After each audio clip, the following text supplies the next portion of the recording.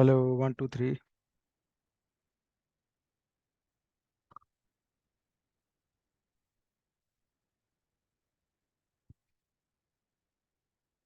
Hello 1 2 3।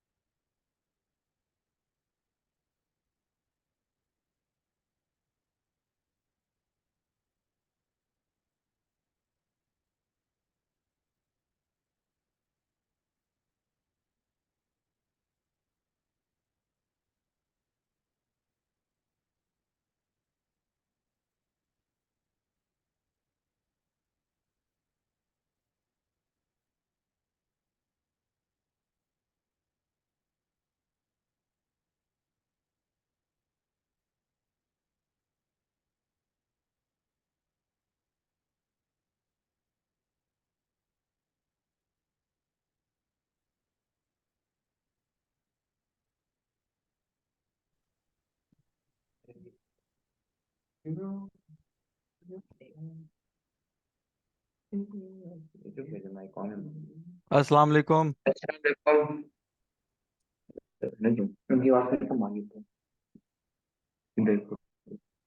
Hello, आवाज आ रही है? जी आप लोगों की आ रही है, आप मुझे सुन सकते हैं? जी सुन सकते हैं। कैसा है ओ, अब्दुल भाई? अल्लाह का शुक्र।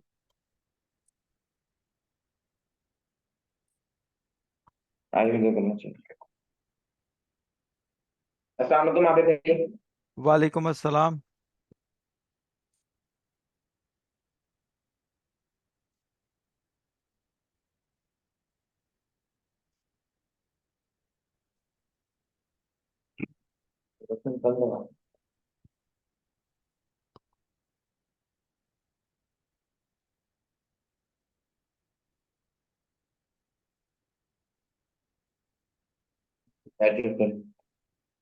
जी स्क्रीन मैंने शेयर कर दी है, आप लोग देख सकते हैं स्क्रीन को? जी ओके, फाइन, दैट्स गुड। आज के सेशन के जो कंटेंट्स हैं वो मैंने शेयर किए थे आप लोगों को। डेफिनेटली उसके बारे में थोड़ा सा इल्म होगा कि आज क्या चीज़ें हम कवर करने जा रहे हैं। जी, वो क्वेश्चंस आपने सेंड किए थे सेशन 1 के। जी हाँ, ठीक है। ठीक है। तो लेट अस स्टार्ट नाउ। कुछ जी थोड़ा सा मैंने कल के सेशन में आपको बताया था, मज़ीद थोड़ा सा उसको एलेबोरेट आज मैं कर देता हूँ कि स्टॉक मार्केट क्या होती है, इसमें जो लिस्टेड कंपनीज हैं वो क्या होती हैं, how the trading takes place, उस शेयर्स किसको बोलते हैं, और बाकी जो इसमें ट्रेडिंग एक्टिविटीज़ हैं वो किस तरह होती हैं। अब स्टॉक मार्केट जो है ना, it's a place where companies list themselves to make their shares available to the public to purchase these shares. जैसा मैंने आप लोगों को कल बताया था कि एक कुछ प्राइवेट लिमिटेड कंपनीज होती हैं, कुछ पब्लिक लिमिटेड और लिस्टेड कंपनी होती हैं। ज़रूरी नहीं है कि पब्लिक लिमिटेड लिस्ट भी हो, पब्लिक लिमिटेड वैसे भी होती है जो स्टॉक मार्केट में लिस्टेड ना हो। तो हम्म जो स्टॉक मार्केट में लिस्ट होती है कंपनी, वो अपने शेयर्स जो है पब्लिक को ऑफर करती हैं कि वो उनको बाय करें, उनमें ट्रेड करें, और उन पैसों से उनको रेवेन्यू जो मिलता है वो अपने बिजनेस एक्टिविटीज में, उस कंपनी की ग्रोथ में उसको यूज करते हैं। तो दिस इज सिंपल के hmm stock market is the place where the company list themselves to make their shares available to the public. Okay.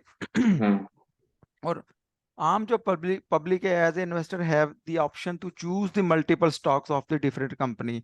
ये कोई बाइंडिंग नहीं है कि आपने कुछ लिमिटेड स्टॉक ही बाय करने हैं। आप तमाम लिस्टेड कंपनीज का कोई भी स्टॉक्स को शेयर्स भी बोलते हैं, इक्विटी भी बोलते हैं, और सिंबल भी बोलते हैं। आप मेरी बात समझ गए ना? इसमें तीन चार इसकी टर्मिनोलॉजी हैं, इसको यूज करने के शेयर्स मार्केट में जो शेयर्स ट्रेड होते हैं। तो शेयर्स को हम्म इक्विटी भी बोलते हैं, स्टॉक्स भी बोलते हैं, और शेयर्स इटसेल्फ तो आपको पता ही है कि इसको बोलते हैं।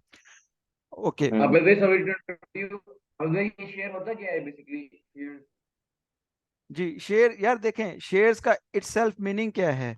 अगर मैं कहूँ कि यार आपके यानी आपके किसी बिजनेस में मेरा शेयर है, मेरा स्टैक है बेसिकली, तो मतलब ये है कि आपके बिजनेस में मेरा शेयर से मुराद कि मेरी कुछ ऑनरशिप है। मैं आपके बिजनेस के कुछ हिस्सा शेयर्स आपका? होल्ड करता हूँ जी, हिस्सा, हिस्सा जिसको बोलते हैं। ठीक है। हम्म। शेयर। तो ये बहुत सिंपल है कि आप जब किसी कंपनी के शेयर बाय करते हैं ना, तो आप बेसिकली बाय करके उस कंपनी की ओनरशिप में शेयर होल्डर बन जाते हो, हिस्सेदार बन जाते हो। ठीक हो ठीक। गया। इसीलिए जब ठीक।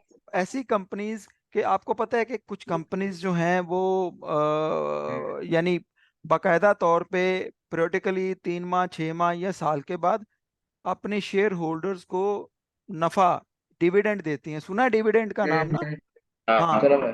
वो इसलिए देती हैं कि कानूनी तौर पे जब आप किसी कंपनी के शेयर होल्डर बन जाते हो, हिस्सेदार बन जाते हो, तो भाई जब नफा आएगा तो उस नफे में भी आपका राइट है कि आपको नफा आप तक पहुंचाया जाए। तो वो डिविडेंड की हम्म। मद में वो कंपनी अपने तमाम शेयर होल्डर्स को जो पर्टिकुलर टाइम के दौरान जिनके पास उस शेयर्स की होल्डिंग थी, उन तमाम को वो डिविडेंड जो है उनके बैंक में ट्रांसफर कर देते हैं। जितना भी डिविडेंड अनाउंस हम्म। होता है, 5% होता है, 10% होता है, 20% होता है, 2% होता है। इसकी डिटेल जैसे जैसे आप आगे बढ़ोगे फाइनेंशियल सेक्टर में, ये बेसिकली जो ये ट्रेनिंग है आप लोगों की, इट्स नॉट रिलेटेड और specific to the stock market, it's overall covering the financial sector of the Pakistan.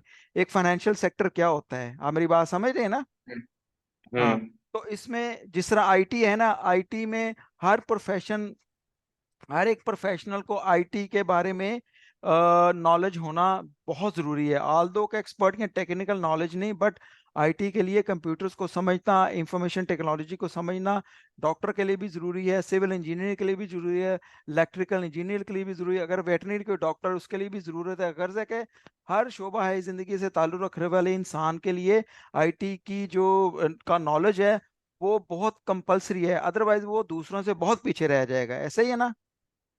हाँ सही सही बात। हाँ। इसीलिए एक कामयाब बिजनेसमैन बनने के लिए आपको फाइनेंशियल जो नॉलेज है उसके बारे में जानना, उसके बारे में जानना बड़ा ज़रूरी है कि इकोनॉमी क्या होती है और इकोनॉमी में कैसे ग्रोथ और खुदा ना खास्ता इसमें डिप वगैरह नुकसानात कैसे आते हैं। तो ये बेसिकली कोर्स कोर्स फोकस है फंडामेंटल और बेसिक्स कॉन्सेप्ट्स के ऊपर, जो हर बंदे को, जिस तरह आईटी के बारे में जानना ज़रूरी है, इसलिए फाइनेंशियल जो नॉलेज है उसके बारे में भी जानना ज़रूरी है। आगे बढ़ते हैं। अब सवाल ये है कि the share prices of the share listed on the stock exchange fluctuate according to the buy and sell transaction take place. मैंने कल आपको बताया था कि एक कंपनी जब अपने शेयर्स मार्केट में डालती है, अनाउंस करती है, तो उसके बाद उसकी जो प्राइस है ना, वो हम्म। सेट होती है कि जब बाय और सेल की ट्रांजैक्शन जो है वो मार्केट में होती हैं। यानी उसके शेयर आए 10 रुपए के फॉर एग्जाम्पल, अब मार्केट में ट्रांजैक्शन हो रही, कुछ लोगों का ख्याल है यार ये 10 रुपए का तो शेयर है, मगर ये कंपनी की जो ग्रोथ है ना इस वक्त, इसके जो अकाउंट्स है, फाइनेंशियल स्टेटमेंट है, तो वो इंडिकेट कर रही है कि यार कंपनी बड़ी तेजी के साथ ग्रो कर रही है। हमारी बात समझ रहे हैं ना? तो वो जी। बड़ी तेजी के साथ ग्रो कर रही है, तो डेफिनेटली 10 रुपए के शेयर को लोग धड़ाधड़ 10.5 11 12 13 रुपए पे खरीदेंगे। ठीक है। इस डिमांड बढ़ती है। Demand, yes yes yes yes, very good यार, वेरी गुड। डिमांड बढ़ती जाएगी, और आपकी जब डिमांड बढ़ती है ना, उसमें बाइंग होगी, तो उसका रेट जो है ना ऊपर जाना शुरू हो प्राइस जाएगा, भी बढ़ जाएगी। प्राइस बढ़ जाएगी। उसकी 10 रुपए से हो सकता है कि 20 रुपए हो जाए, 30 रुपए हो जाए, 100 रुपए हो जाए। फॉर एग्जाम्पल मैं आपको हम्म। एक मिसाल देता हूँ, मिचल्स का नाम आपने सुना है? अच्छा। मिचल मिचल्स कंपनी भी लिस्टेड है कंपनी में, स्टॉक मार्केट में, हाँ। सॉरी। उसका सिंबल है, सिंबल का पता है ना आपको, अब आइडिया है, M G F M F L, Mitchells farm fruit limited. अच्छा, ये हम्म। अगर मैं आज से 30 दिन पहले की बात करूं, तो 30 दिन पहले मिचल्स का जो शेयर था ना, वो ट्रेड हो रहा था 90 और 95 रुपीज के दरमियान। हम्म। ठीक हो गया। हम्म। अब हुआ ठीक ये है। हुआ ये है कि मार्केट ने एक रैली पकड़ी, अच्छी न्यूज आनी शुरू होगी, आईएमएफ के साथ हमारी चीजें स्ट्रीमलाइन होगी, गवर्नमेंट लेवल के ऊपर जो थी पॉलिटिकल जो खींचातानी, पॉलिटिकल जो सिचुएशन थी वो भी कंट्रोल में आ गई, हालात बेहतर हो गए ना। अब मिचल्स का हम्म। शेयर जो है ना, उसने उसकी डिमांड बढ़ गई, जिस तरह दूसरे इसने बताया मुझे, डिमांड जब बढ़ गई तो उसका शेयर जो है ना 96 से ऊपर अपर ट्रेंड की तरफ जाके अभी जो कल की क्लोजिंग थी वो 172 रुपीज की थी। डबल हो गई। हाँ, ऑलमोस्ट डबल होगी, आप अंदाजा कर सकते हैं ना। तो ये यही यही वजह थी कि मिचेल्स के बारे में लोगों ने देखा कि यार अब इकोनॉमी सेट होगी, सारा कुछ सेट हो गया। इसराइल की प्रोडक्ट्स के ऊपर जो है ना काफी सारे बैन लग गए हैं, बैन का मतलब लोगों ने बाइकआउट कर दिया है। तो अब लोकल इंडस्ट्री जो हम्म। है ना, मिचेल्स का भी अच्छा खासा स्टेक है मार्केट में, डिफरेंट किस्म की प्रोडक्ट में।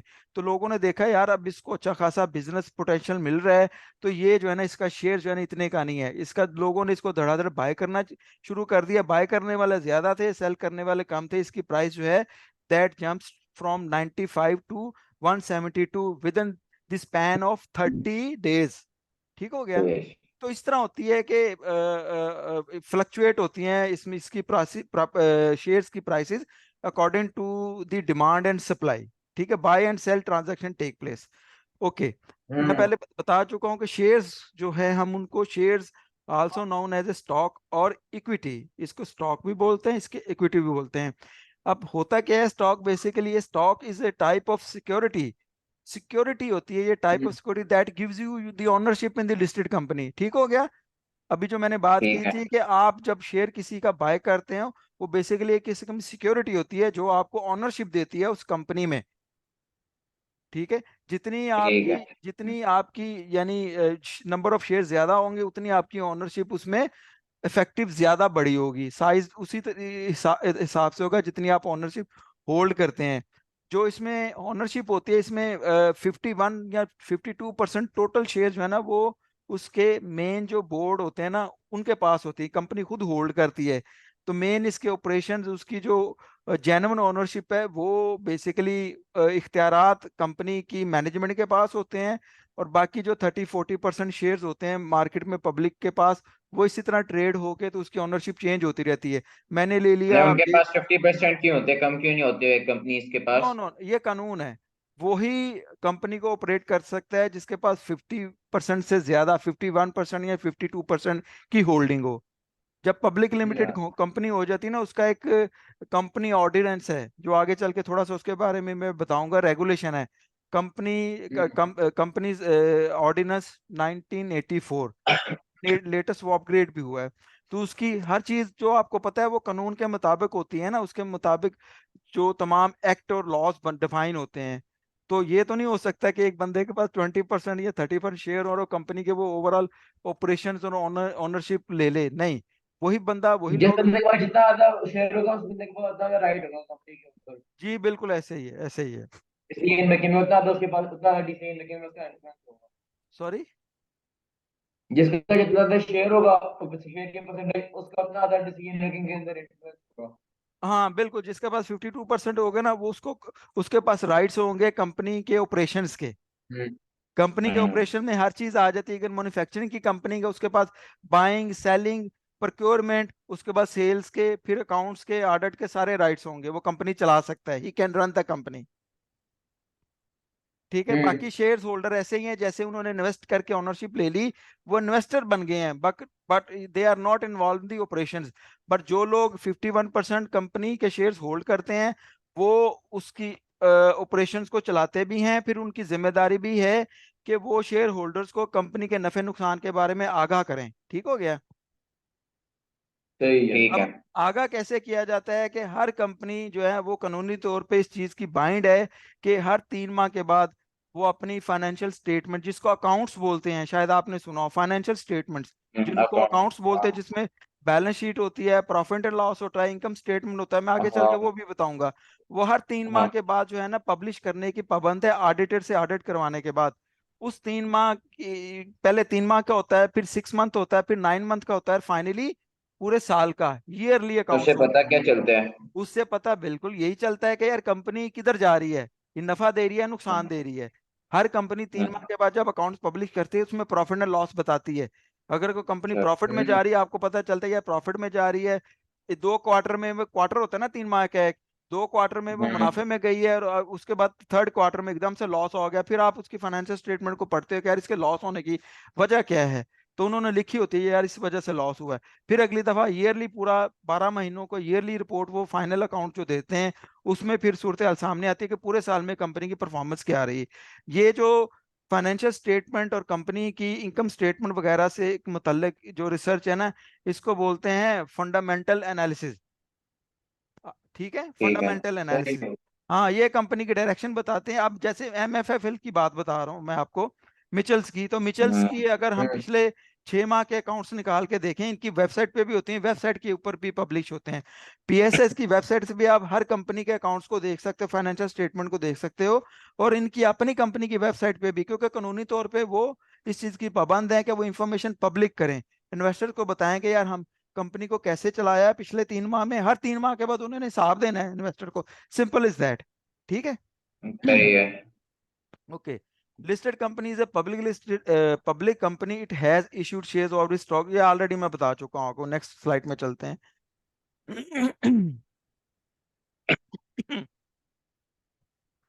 आवेद भाई, जी जी। जो के इन्वेस्टर होंगे वो इसलिए वो पढ़ते होंगे कंपनी की फाइनेंशियल स्टेटमेंट, ठीक है, अपने डिविडेंड के लिए पढ़ते हैं ना, उनको डिविडेंड मिलेगा या नहीं। रिपीट करें अपना सवाल। आपने कहा है कि जो फाइनेंशियल रिपोर्ट जो हर कंपनी को देनी होती है जी जी। एक स्पेसिफिक टाइम के बाद, तो हाँ इन्वेस्टर इसलिए देखते हैं ना कि उनको पता लग जाए कि उनको उनके डिविडेंड है नहीं। हाँ, बिल्कुल। देखें, मेरी बात सुने, इसमें फाइनेंशियल स्टेटमेंट भी पब्लिक होती हैं, उसके बाद जो है इनकी अनाउंसमेंट होती है पीएसएक्स की वेबसाइट के ऊपर, कि हम्म मैं बताता हूँ आपको। लेट अस सी, वापस उधर जाते हैं हम।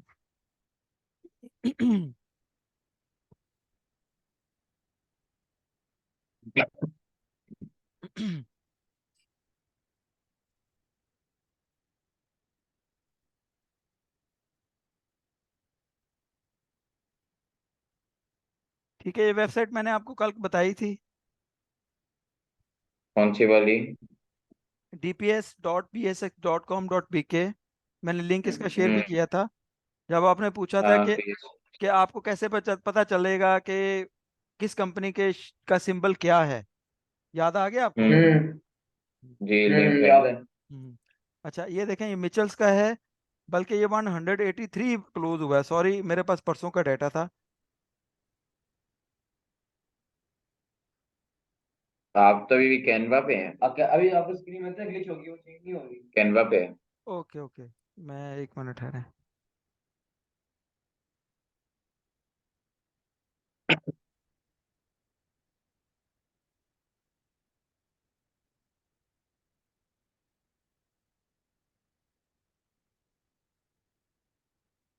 हाँ अब आ जी। गई। देखें, मैंने यहाँ पे आ एफ एम गई एफ है। एल टाइप किया, मिचल्स फ्रूट फार्म, वहां पे मैं गया।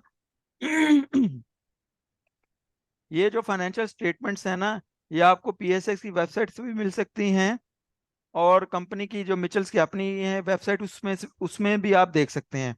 अब ये मिचल्स का डाटा आ हम्म रहा है सामने, उसका शेयर 183.81 पैसा में क्लोज हुआ, और अभी भी देखें इसका हम्म ट्रेंड ऊपर ही है। लास्ट सेशन में कितना बढ़ा, 7.5%। बारह ठीक। 12 रुपये 82 पैसे इसमें इजाफा हुआ।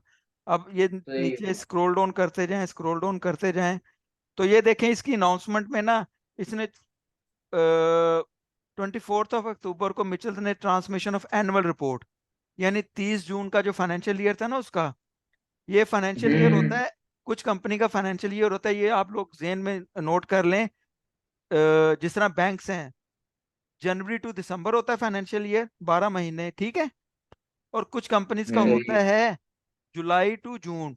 फॉर एग्जाम्पल, अभी जो फाइनेंशियल ईयर चल रहा है वो 1 जुलाई 2023, और ये एंड होगा 30 जून 2024। ठीक है। सही है। तो ये जो मिचेल्स का था पिछले साल का, ये जुलाई टू जून का फाइनेंशियल ईयर था, 30 जून को ये एंड हुआ, और 30 जून के बाद इन्होंने यहाँ पे जो है ना ये अपनी पब्लिश कर दी एनुअल रिपोर्ट जो फाइनेंशियल स्टेटमेंट है। इसको आप क्लिक करेंगे तो आपके पास सामने स्क्रीन में आ जाएगी। बाद में मैं आपको इसको कैसे अपनी मेन मेन चीजें इसको कैसे रीड करते हैं वो मैं बताऊंगा आपको। तो पीएसएस की वेबसाइट पे आप जिस तरह सिंपल क्यूरी करते हैं उसके बाद नीचे उसकी डिटेल में आपको अनाउंसमेंट में फाइनेंशियल स्टेटमेंट्स में मिलती हैं। अच्छा, अब इसके बाद उन्होंने यहाँ पे फाइनेंशियल में अपनी बताई होती है कि 2022 में उनकी सेल्स क्या थी, प्रॉफिट आफ्टर टैक्स हम्म। कितना था, profit and loss after tax कितना था, ईपीएस अर्निंग पर शेयर में मैं आपको बताऊंगा कि एक साल में उनके शेयर्स की प्राइस में कितना इजाफा हुआ है। 2023 में इनके पास जो थी सेल्स वो थी 2.6 मिलियन। उसके बाद उनका जो प्रॉफिट आफ्टर टैक्सेशन बल्कि ये 59,000 जो उनका लॉस था। और ये मिलियंस में है नंबर सारे। अभी कंफ्यूज ना आप लोग होना, मैं जस्ट इंट्रोडक्शन आपको दे रहा हूँ, बाद में आपको प्रॉपर इसको रीड करने का तरीका बताऊंगा। ये हम्म। 59,197 does not mean it's 59,001, it's 59 million. 59 million because यहाँ पे मेंशन्ड है कि नंबर्स इन दिस थाउजेंड, तो इसके बाद अगर थाउजेंड लगाएं तो ये 59.1 मिलियन हो जाएगा। ठीक हो गया। अब ठीक हो, इसमें ठीक हो। ये है पे आउट। जो आप डिविडेंड की बात कर रहे थे ये रेशो भी मैं आपको बाद में बताऊंगा। जो पे आउट्स है ना, अक्टूबर 2016 को इसने 190.5% at premium of 40 rupees per share, यानी इसने कितना पर शेयर का डिविडेंड दिया, 40 rupees per one share. Ninety one नहीं, one forty ninety nine rupees point eighty है premium of 40 rupees per share. फर्ज करेंगे किसी के पास अगर इस बुक क्लोजर से पहले, ये भी मैं आपको बाद में बताऊंगा, शेयर्स उसके पास थे 1,000 शेयर, तो उसको 40 रुपीज के हम्म। हिसाब से उसको 4,000 का जो है वो डिविडेंड मिल गया। और ये डिविडेंड उसको कैसे मिलेगा ठीक है। कि ये जो डिविडेंड उस इन्वेस्टर का बैंक अकाउंट होता है ना स्टॉक मार्केट में जो टैग होता है, हम्म। ये ऑटोमेटिक ऑनलाइन ट्रांजैक्शन होती है। ये कंपनी डायरेक्ट उसके बैंक में उसके अकाउंट में ट्रांसफर कर देते हैं और उसको एक मैसेज आता है कि आपकी 40 रुपीज के हिसाब से 1,000 शेयर के आपके पास से तो 4,000 डिविडेंड आपके अकाउंट में ट्रांसफर कर दिया गया बैंक अकाउंट में। ये डिविडेंड मंथली आते हैं? मंथली नहीं आता, जिस तरह मैंने आपको बताया ना कि हर 3 माह के बाद कंपनी जो है फाइनेंशियल स्टेटमेंट अनाउंस करती हैं अपनी। ठीक है। हम्म। तो कुछ कंपनी बिल्कुल सब हालात अच्छे हों तो वो हर 3 माह के बाद देती हैं, कुछ 6 माह के बाद देती हैं, कुछ साल के बाद मतलब 12 माह के बाद। ठीक। इज सही दैट होगा। क्लियर? It's not monthly. ये हर पीरियोडिक हर क्वार्टरली बेसिस के ऊपर उन्होंने इन्वेस्टर्स को अपडेट करना होता है कि कंपनी ने नफा नुकसान क्या किया है। हम्म। दोबारा वापस कैनवा पे आते हैं।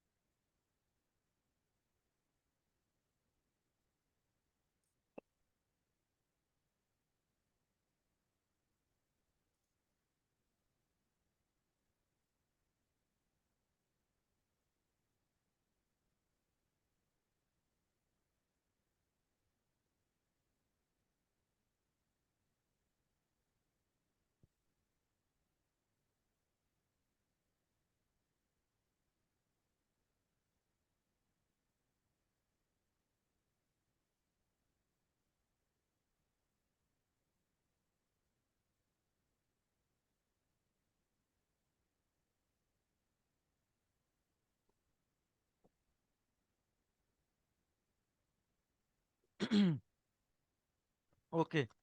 अब हम देखते हैं कि आप जो है the most common way two is through an auction process, के जो शेयर्स की बाइंग और सेलिंग है वो कैसे होती है स्टॉक मार्केट में ना। तो इसके लिए the most common way is through an auction. Auction मैंने आपको बताया कि यानी शेयर मार्केट में प्राइस के साथ आता है, फिर उसके मुताबिक उसकी बोली लगाई जाती है, बिडिंग की जाती है, हम्म। ऑक्शन प्रोसेस होता है ना, वेयर बायर्स एंड सेलर हाँ। place bids and offer to buy or sell after the opening of your brokerage account with any of the PSX broker। यानी आपका जिस तरह हमारे पास अकाउंट खुला है, आपका, आपके पापा का, आपकी मामा का, तो वो अकाउंट ओपन होने के पास हम लोग ब्रोकर हैं, तो आप लोग स्टॉक मार्केट में बाइंग बाइंग और सेलिंग कर सकते हैं जो लिस्टेड कंपनी के शेयर्स हैं। A bid is a hmm, price at which somebody wishes to buy, ठीक है, and an offer or ask is the price at which somebody wishes to sell. ठीक हो गया। ठीक। अब जिस तरह मैंने आपको बोला इसमें ना दोनों कि की प्राइस मैच हो जाएगी तो स्टॉक बिक जाएगा। जी, जब दोनों की प्राइस मैच होगी, सेलिंग और बाइंग प्राइस, ये हाँ, डिस्काउंट में जहाँ तो जि, बेस्ट जि, जितने इन्वेस्टर्स काम कर रहे हैं उनके जो जो जो ऑर्डर जो है आपस में मैच करता जाएगा, वो एग्जीक्यूट होता जाएगा। मतलब एग्जीक्यूट का है। मतलब कि बिक भी जाएगा। अगर बाइंग ऑर्डर था, अगर सेलिंग ऑर्डर हो जाएगा तो सोल्ड हो जाएगा। ठीक हो गया। सही, ठीक है। अच्छा, यहाँ पे एक चीज और आप नोट करो, वो ये है कि अ, हम इसको बाइंग और सेलिंग भी बोलते हैं, फिर हम इसको आस्क प्राइस भी बोलते हैं, और उसके बाद उसको बिड भी बोलते हैं।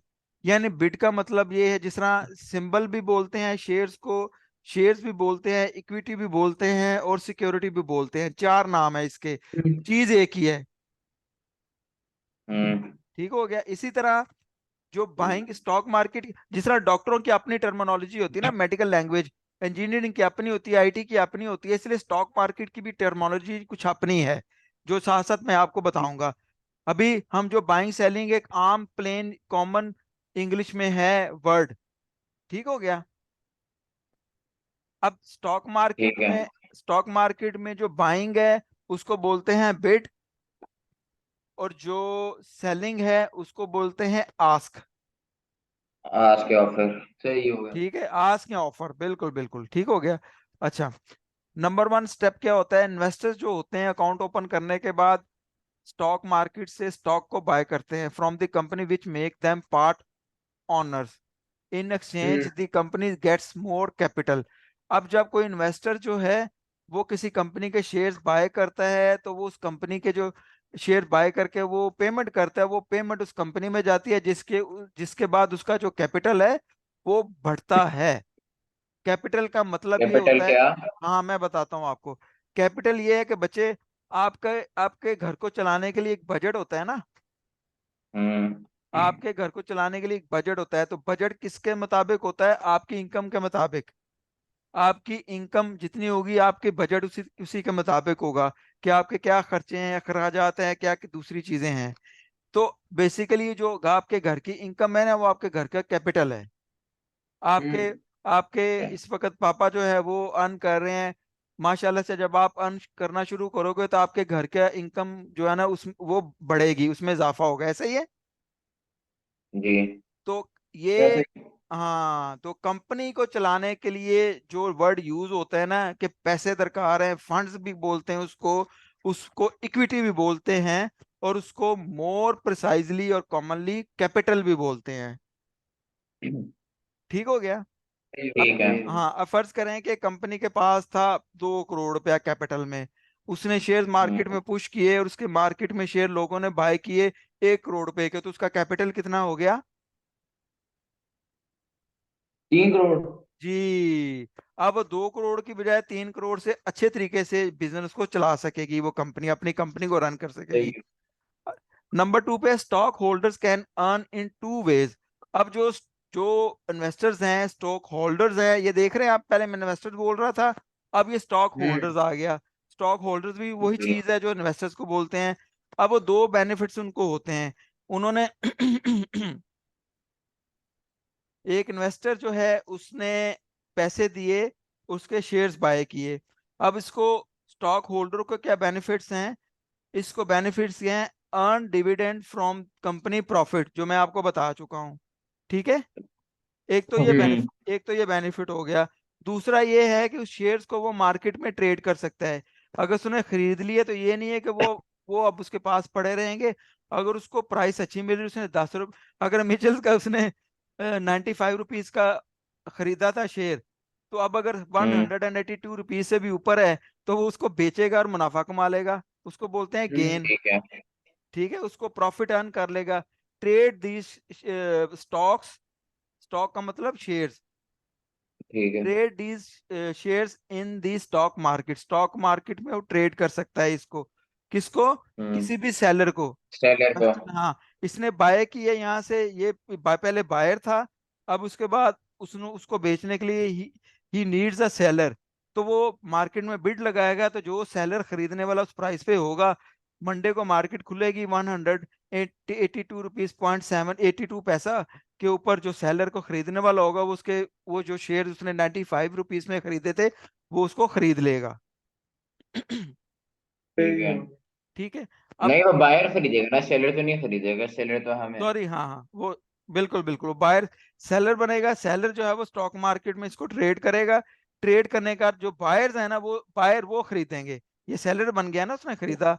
तो जब उसने शेयर खरीदे स्टॉक मार्केट में, एक तो इसको फायदा ये हुआ कि यहाँ से ये, यहाँ इसने पैसे लगाए, यहाँ पे जब हम्म। शेयर रखा, अगर शेयर ने डिविडेंड अनाउंस किया, तो एक तो उसको ये पैसों की सूरत में ये डिविडेंड उसको मिल गया, अर्न किया। दूसरे नंबर पे प्राइस उस शेयर की 95 95 रुपए से बढ़ के 182 रुपीज तक हो गई है, तो वो as a seller stock market में ट्रेड करेगा। जब कोई बंदा 182 रुपीज के ऊपर शेयर बाय करेगा तो उसको उसका नफा मिलेगा। ठीक हो गया जी। दिस इज ठीक हाउ है। This how the trading of the stocks takes place in the stock market. ठीक है। ओके, ये खैर ऑलरेडी ये प्रोसेस से गो थ्रू हो चुके हो, बट मैं आपको थोड़ा सा इसके बारे में बता दूं। आपका कोई जानने वाला, कोई रिलेटिव, कोई भी बंदा आपसे रिक्वायरमेंट पूछ सकता है, यार मैं I want to work in the stock market, I want to open an account. तो आपको इन्फॉर्मेशन जरूर होनी चाहिए कि यार स्टॉक मार्केट में अकाउंट ओपनिंग कैसे होती है। Investor should seek PSX broker information related to registration and other related detail prior to opening an account. ये जरूरी होता है कि आप किसी भी ब्रोकर को सिलेक्ट करने के लिए क्राइटेरिया होता है कि अच्छे भी होते हैं स्टॉक ब्रोकर, और नालायक भी स्टॉक ब्रोकर होते हैं। तो आप सबसे पहले उनकी वेबसाइट से जाके, पीएसएक्स की वेबसाइट पे जाके उनके बारे में चेक करें कि उनकी रेपो क्या है, उनके फाइनेंशियल्स क्या है। उसके बाद किधर से चेक करेंगे, पीएसएक्स से हम लोग? पीएसएस की वेबसाइट पे जाके उसी जगह पे आप, जहां पे मैं आपको dps.psx.pk में लेके गया था, उस कंपनी का, हम्म। उसका जब शेयर डालेंगे, उस ब्रोकर का भी शेयर यानी सिंबल डालेंगे, तो उसको डिटेल सारी आपको सामने आ जाएगी। ठीक हो गया। और फिर ठीक है। स्टॉक मार्केट की अपनी ब्रोकर लिस्ट है, वो भी मैं आगे चल के आपको बताऊंगा। अब आते हैं अकाउंट ओपनिंग का जो प्रोसेस है। अकाउंट ओपनिंग के लिए जो मिनिमम रिक्वायरमेंट है, front end back copy of CNIC, अपने नाम पे रजिस्टर्ड जो सेल फोन नंबर है वो, ईमेल एड्रेस, बैंक अकाउंट होना चाहिए, उसका आईबैन चेक की कॉपी, और उसके बाद उसका प्रूफ ऑफ इनकम के वो जॉब करता है या बिजनेस है, ये सारी चीज़ों के साथ उसका अकाउंट ओपन हो जाता है। सारी चीज़ें प्रोवाइड करें। अकाउंट ओपनिंग का प्रोसेस क्या होता है? अकाउंट ओपनिंग का जो प्रोसेस है वो, अब वो पहले वाली पथेटिक सिस्टम नहीं है कि उसमें आपको फॉर्म भर के देना पड़ता है और वो फॉर्म प्रोसेस होता है, बल्कि ये अब टेक्नोलॉजिकली और इलेक्ट्रॉनिकली पॉसिबल है कि ऑनलाइन अकाउंट ओपनिंग की जा सकती है। इससे टाइम भी सेव होता है, किसी किस्म की पेपर की कंजम्पशन या दूसरी रिसोर्स की कंजम्पशन जो है वो सेव होती है। सिंपल हम्म। वेरिफिकेशन सिस्टम है, और फिजिकल किसी भी जगह पे जाने की जरूरत नहीं है आपको अकाउंट ओपन करवाने के लिए, ऑनलाइन होता है।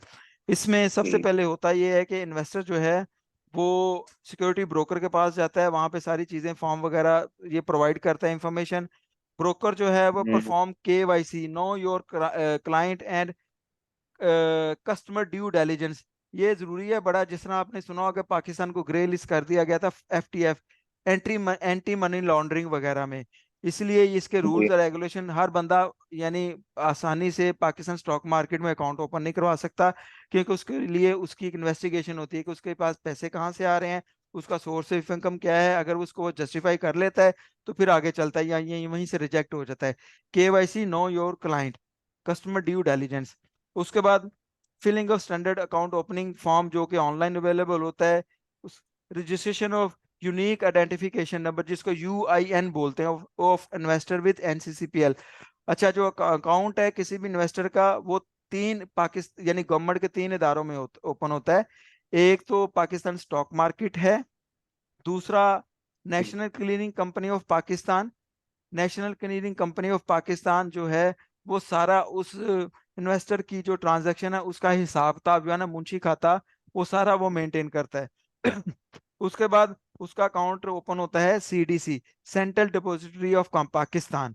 उसमें सब अकाउंट ओपन होता है कि जैसे आप शेयर बाय करोगे, वो शेयर बाय करोगे पीएसएक्स के प्लेटफॉर्म से जाके ना, ट्रेडिंग करके, तो वो शेयर आपके कहाँ किस अकाउंट में जाएंगे, वो ब्रोकर के पास या सीडीसी। बीएसएक्स के पास नहीं जाएंगे, वो सीडीसी में जाएंगे।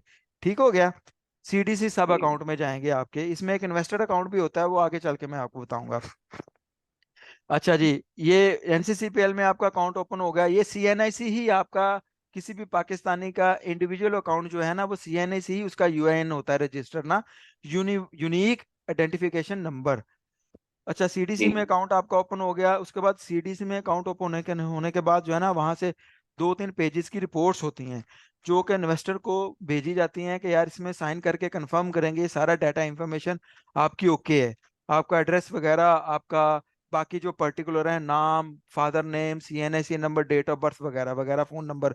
तो जब ये सारी चीजें वेरीफाई होती हैं, उसके बाद क्या होता है, account is activated for trading. ठीक है। यहाँ पे मैंने बताया भी हुआ, KYC and CDC stand for know your customer and customer due diligence. ये बेसिकली एक किस्म की इंक्वायरी होती है कस्टमर के बारे में, इन्वेस्टर के बारे में, कि यार इसके पास कहीं 2 नंबर पैसा तो नहीं है, इसके पास कहीं कोई यानी कोई फ्रॉड का कोई ऐसी चीज तो नहीं है, इसके पास जो भी पैसा इन्वेस्ट करने जा रहा है वो सारे के सारा वाइट मनी है, कोई ब्लैक मनी तो नहीं है। ठीक हो गया। ठीक है।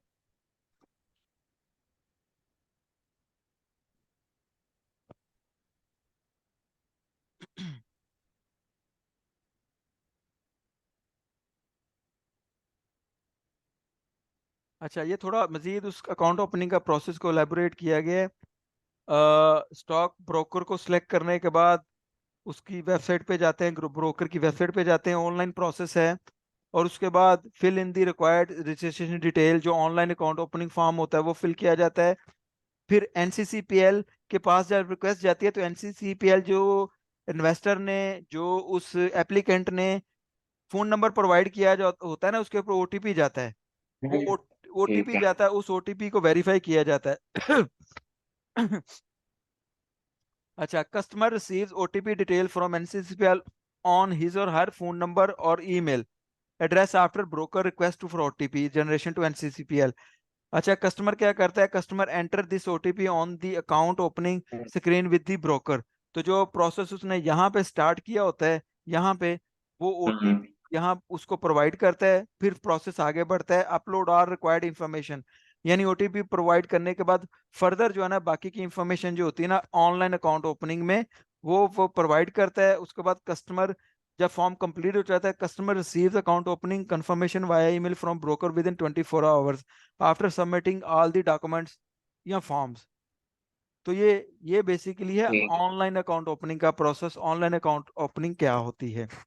नहीं, ओटीपी के बाद कौन सी इन्फॉर्मेशन देनी है दूसरे वाले में? देखें, इसमें होता ये है कि आपने आईडी कार्ड अटैच किया, आईडी कार्ड का नंबर दिया, फोन नंबर दिया, ईमेल एड्रेस दिया, आपका ना नाम दिया।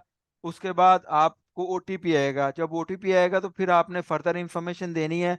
आपका परमानेंट एड्रेस क्या है, आपका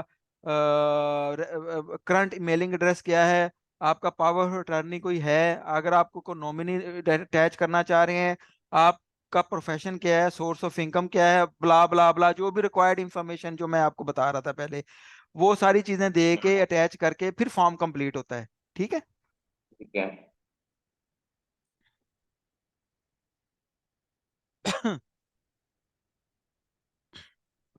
जी, ये ट्रेडिंग ऐप के बारे में आपको मैं ऑलरेडी बता चुका हूँ। वी ट्रेड ट्रेडिंग ऐप है जो एफएनईएल यूज करता है, सबसे एफिशिएंट और सबसे हाँ। यूजर फ्रेंडली, विंडोज एंड्रॉयड और आईओएस के कंपैटिबल।